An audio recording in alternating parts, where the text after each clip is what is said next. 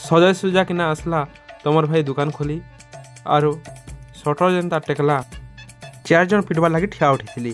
ନେଇ ପିଟି ଆସିଥାଇ ହୋ ଚକରି ମାଗି ଆସିଥିଲେ। ଚକରି ଗଛ କଟା ଚକରି। ତାପରେ ଏମାନଙ୍କୁ ମୁଇଁ ଗଛ କଟା ଚକରି ଆଉ ଆରେ ପତି ଗୁଟେ ଦେଇଦେସି ଆଉ ବିଲ୍ ପତ୍ର କରିଦେସି। ତାପରେ ସେ ପଇସା ଦେଇକିନା ପଲେଇ ଯାଇସନ୍।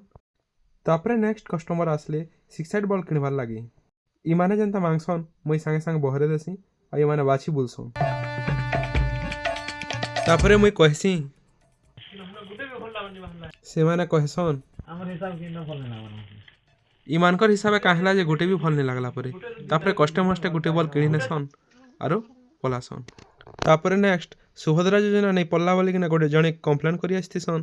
ତ ତାକର୍ ମୋବାଇଲ୍ OTP ଯିବା ଚେକ୍ କର୍ମା ଷ୍ଟାଟସ୍ କହେଲାକେ ସେମାନେ ମୋବାଇଲ୍ ନେଇ ଧରିକିନା ଆସିଥିସନ୍। ସେମାନଙ୍କୁ ଷ୍ଟାଟସ୍ ଚେକ୍ କରି ନେଇ ହୁଏ ବୋଲି ମନା କରିଦେସି।